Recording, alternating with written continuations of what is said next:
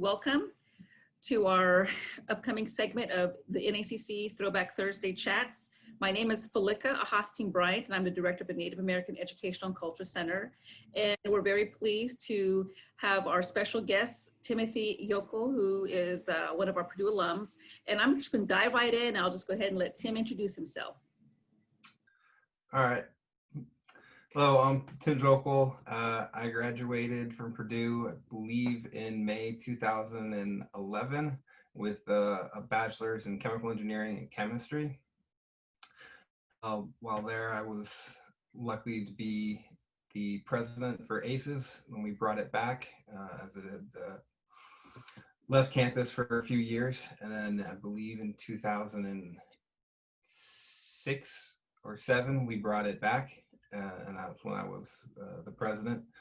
And then, yeah, I stuck around Purdue. I really loved it. Six years was my entire time there. I'd probably still be there if it was feasible.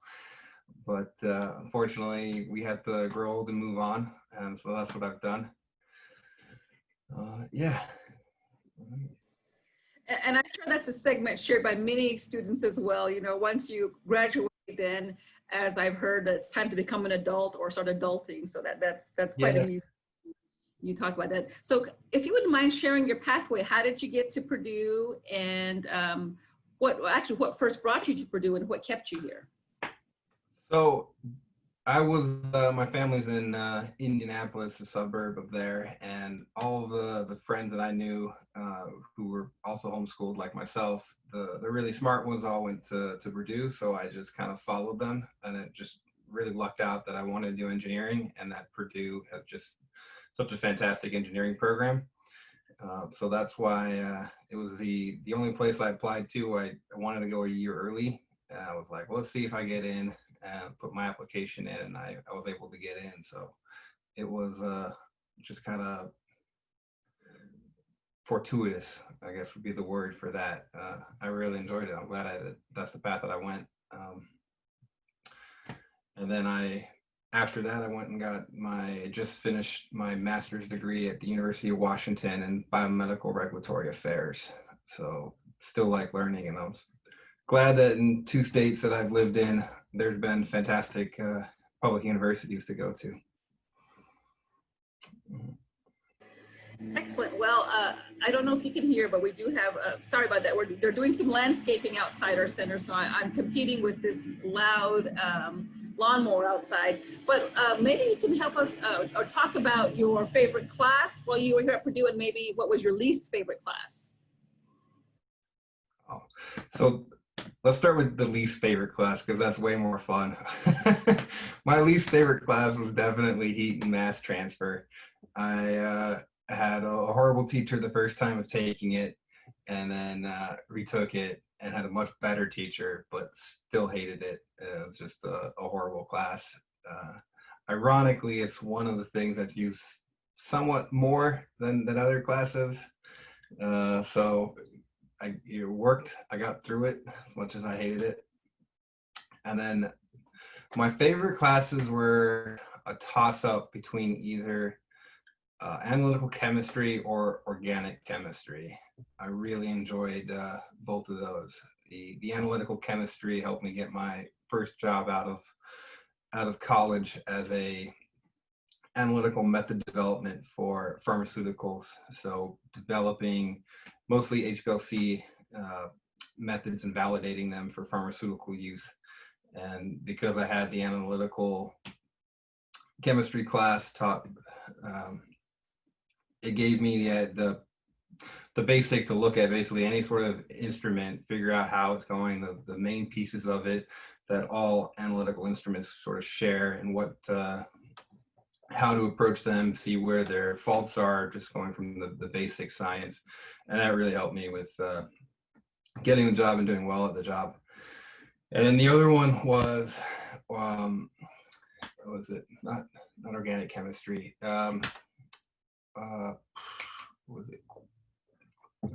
It was quantum chemistry, the quantum mechanics chemistry. I forget exactly which course it was, but we were required to take that, and the professor was just phenomenal. He he loved the expression of, you know, throwing everything in the kitchen sink at it. And then when he was talking about quantum tunneling, he threw chalk at the wall, and he just had a blast teaching it. And then one of my favorite moments is when in that class we took quantum states of all of chemicals and what their vibration and rotational energies and moving energies, taking it from just a single atom and then expanding it using Boltzmann's statistical analysis, and then coming up with the ideal gas laws. It was just like, oh, this is how that works. You can start with Heisman's equations and go all the way to an ideal gas law when you make some assumptions and simplify the math and apply it to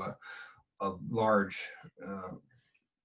statistical number of molecules. And so that was, I think, it's just, to me, it was just so cool to see how that happened and how it worked. So those are my two favorite classes. Yeah. That's good to hear. So just a trick question: have you been able to use any of your skills that you acquired in some of your classes in your jobs that you had after you graduated? Yeah, they definitely, having a Purdue on my resume helped me get in the doors. And like I said, the analytical chemistry class and the trip I took to China with the Professor Graham, who's a master in mass spectroscopy, really allowed me to talk about analytical tools and how to develop them, and really allowed me when I was in the job to be a troubleshooter. So when there was difficult issues that were coming up with validations, and we had to investigate why they went wrong when we thought they should have, I was able to do that. I had the skills and knowledge of how to look at stuff, how to approach it systemically, and rule out all of the ones. And so one of the biggest one, it took forever to find out, but the glass is slightly basic and was interacting with the pharmaceutical when we sonicated it, and it took us forever to find out that was the issue, but we eventually did. And yeah, I don't think I would have done that without those classes. Yeah.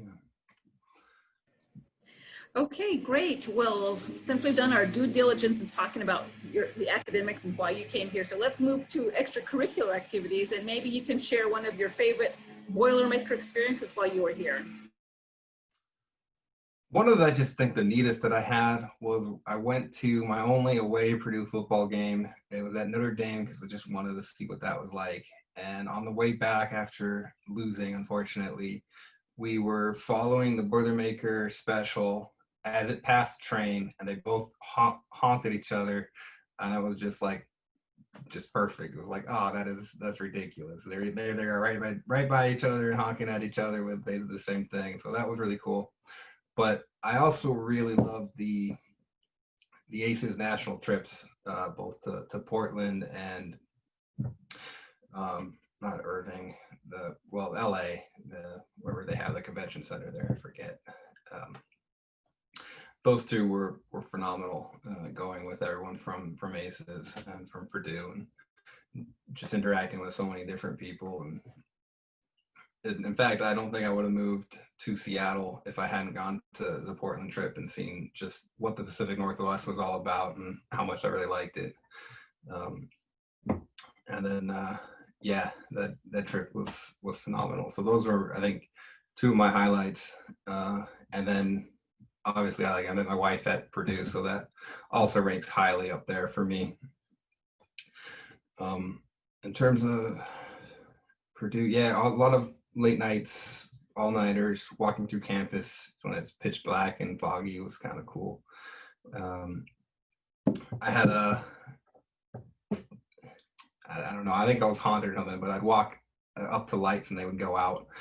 It happened to me way too often for it to make any sense. But yeah, that's kind of one of the things I remember from Purdue, little things like that, and just trying to cope with the coursework and going to an AC center and logging on to just get away from other distractions. So that was excellent.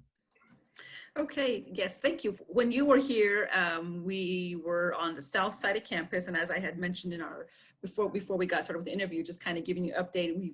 We're now centrally located on campus. So it really did take a commitment for students to make their way down to the south side of campus and to participate or to, use the center for academics or for social purposes. But I do want to switch, because you did mention ACES, and that stands for the American Indian Science and Engineering Society for our audience.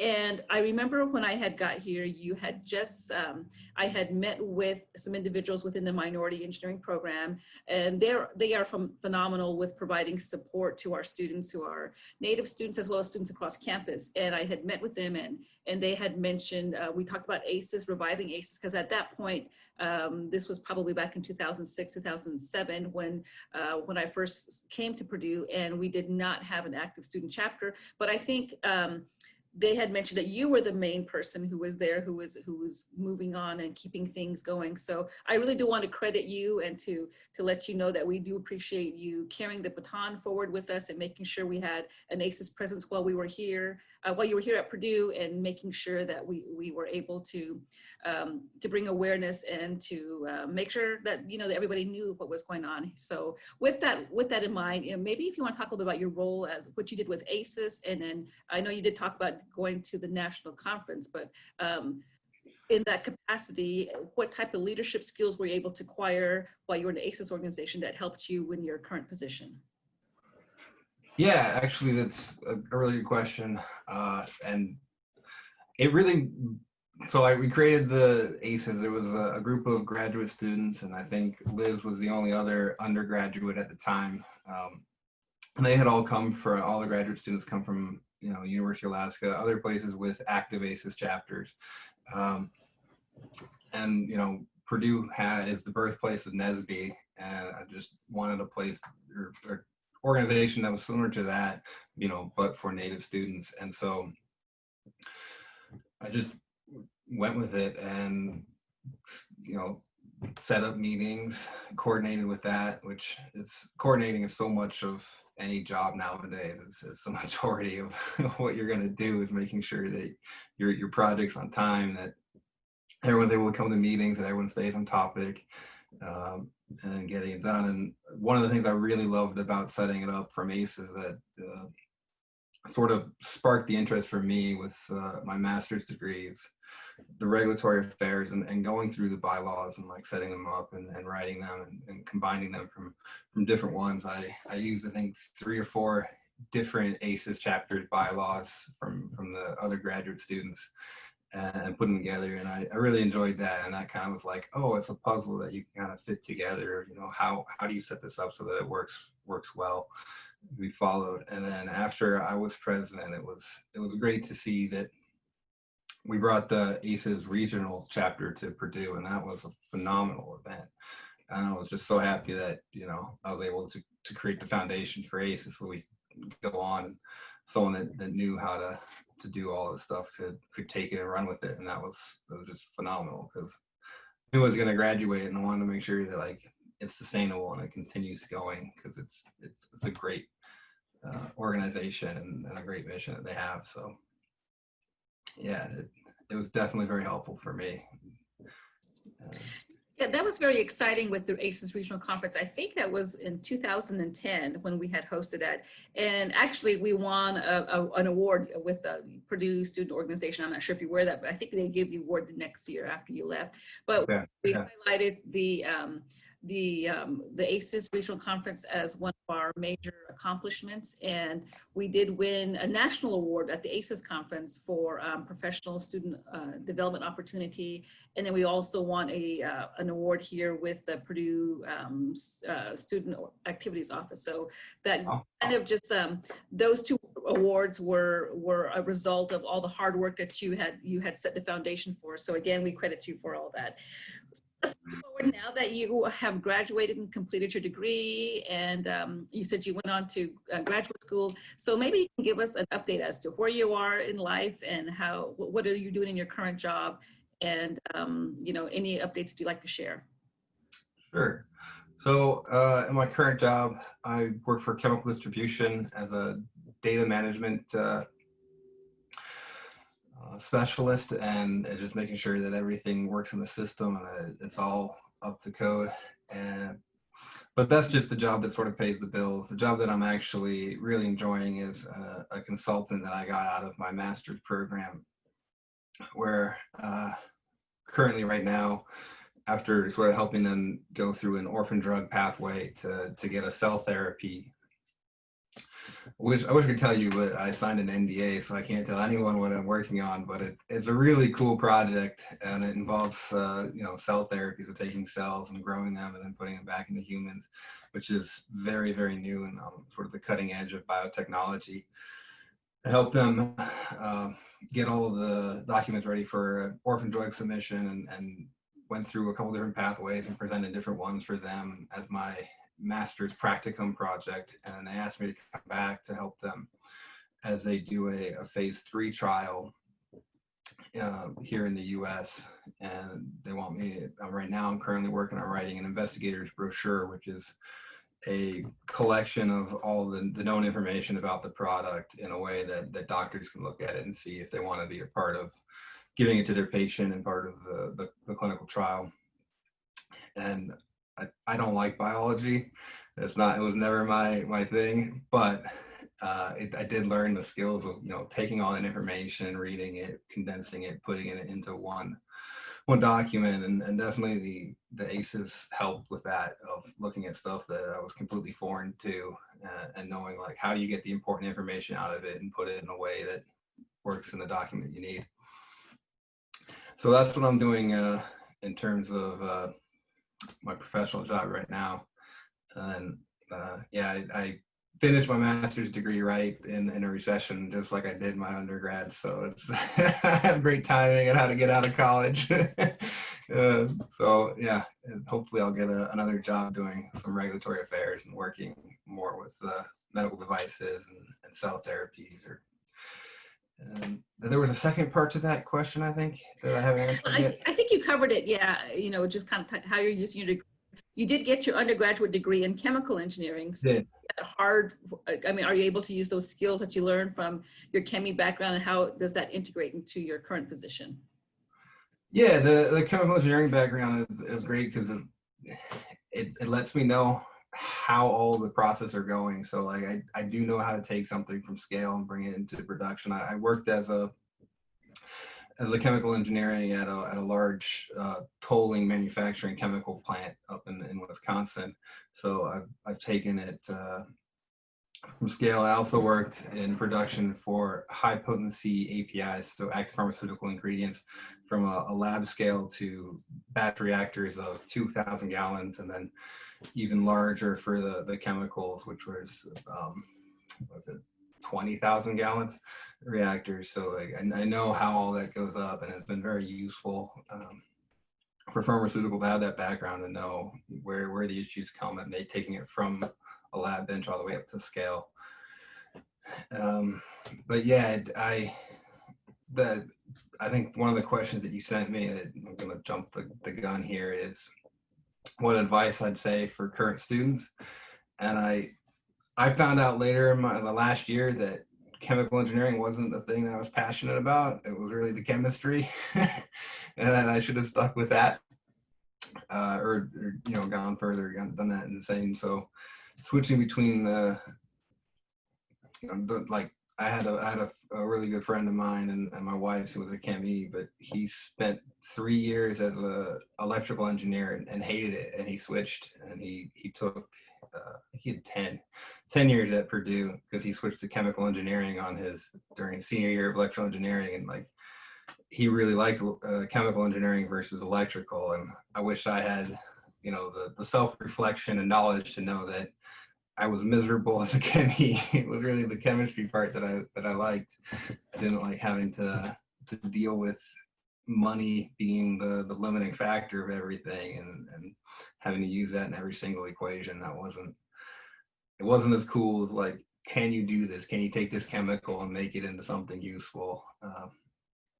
That was stuff that I enjoyed, which is, again, like I like helping people, and I like with the biomedical engineering, I feel like, and can actually use my skills to get a product to the customer, so it actually helps them and improves their lives. So I really like that aspect of it. And then the other things, I'm still on what I do. I had undiagnosed sleep apnea up until I got it diagnosed 1.5 years ago, maybe a little more than that, almost 2 years. It's hard to know with COVID, like what time is it really? how much time has passed? But the difference when I did my master's degree, in the first year I had undiagnosed sleep apnea. The second year I got it treated, or helping it get treated, and just the amount of time I could focus, I could stay up, I could do the work. I wasn't falling asleep trying to learn all the information. So I would definitely say, take care of your mental and physical health, and make sure that if you're having issues, that like use all the resources you can to get them addressed, because it just it was so much easier to get A's in my master's program after the sleep apnea was treated than it was before. And I'm like, oh, if I had that in under college, maybe I wouldn't have hated chemical engineering as much. So that would be my biggest advice. So don't be afraid to change things and stay happy, and then make sure you take care of your physical health and mental health. Yeah, that's a major advice, to make self-care, practicing self-care, especially during this pandemic, because, we're all very hypersensitive. If I start coughing, I have an itch in my throat, and, think, oh my gosh, I hope I'm not getting sick. But little things like that, however, recognizing that you're not well, you're not operating at full capacity, and for you to do that, to take on that role and to understand that you might need some additional help, that's a big step. And like you said, it helped you after the fact to think, if I'd done this earlier, I may have had a different experience going through school. So I do appreciate that sound advice to students and everything. I know when I went there, Purdue had you had to get like 6 psychological sessions, and I used them in my last 2 senior years, and that helped me figure out that I was in a rut with chemical engineering, and I wasn't as passionate about it as I thought. And if they still have something like that, definitely take advantage of it. Like, you're paying for it with your tuition. Use everything you can from wring all the value from Purdue that you can. So yeah, that's good advice. We still do offer some services, counseling services to students. So we always encourage students, and if you recognize you're having some issues, and like you said, sleep apnea, and that's a major thing. If you're not sleeping, you're not able to perform at full capacity. So in that respect, find a way to get that corrected, or even just seek help. And that's what, we do have a really good relationship with our CAPS, which stands for Counseling and Psychological Services. We do have a CAPS counselor that's connected with the center. So we have that resource available. So I do appreciate you again sharing that, encouraging students to take care of mental health as well as their physical health. Yeah, I was the student in the chemistry classes at 8 or 9 in the morning that was asleep in the back of the lecture hall, and that's what most people a lot of my chemical engineering friends knew me as, or ones that I weren't friends with, that they were like, oh, you're the one who's always sleeping. I'm like, oh, okay. Yeah. Oh, that's funny.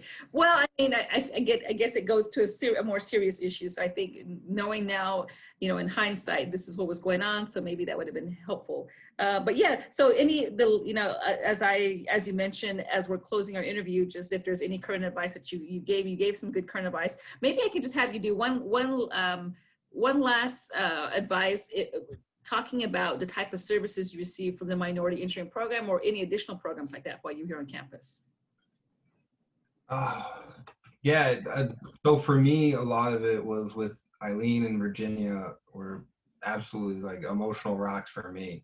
So I'd go with them anytime I had ups and downs. And it was great to go with them for ups. That was a lot of fun. In fact, actually, I completely did it, but I was the one in my first chemical engineering class. So sophomore year, I got 100% and some extra credit on a really hard test that they passed, and I brought it to Eileen, and she loved it. It was great, and that was the start of the Bring Your A game. And yeah, I'm really glad. That's actually Eileen's a big reason why I went to master's school, because I wanted to prove to myself and to her that like I could actually get an A and not just, you know, B's and C's. And I did, and I'm so happy that I did. It's like that accomplishment of, hey, you know, yeah. So that definitely that was phenomenal. All my friends in NASB, just a phenomenal organization. So definitely take advantage of them. They're great. They've been doing it for years, and they know exactly what they're doing. Yeah, exactly. And I'll be sure and pass along this message and encourage Virginia or Dr. Womack, Dr. Booth Womack, to share. And for those of you who know, the Minority Engineering Program plays an integral part with our student success here on campus. Those students that are in the engineering field, they do some phenomenal work and provide an excellent support for our Native students here on campus. Dr. Womack is the director, and you mentioned Eileen, the late Eileen Manning was such a phenomenal person in the forceful movement to all our students. So we do appreciate all her work, and I'm sure she's smiling down at us and knowing that you're speaking very fondly.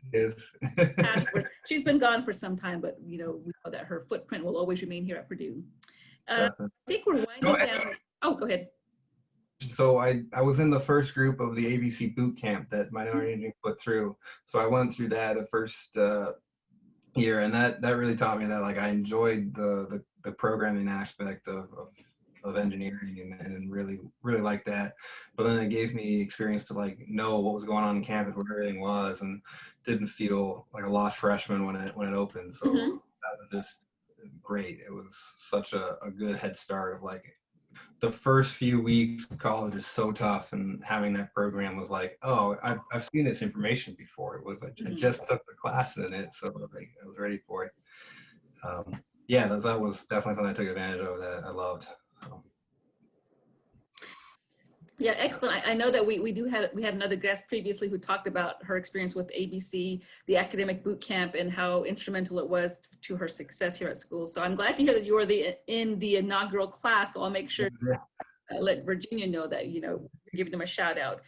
So that's basically our time here. I really appreciate you coming and joining us. If you have any final comments that you'd like to offer, we'll give it to you. Give the opportunity right now. Sure.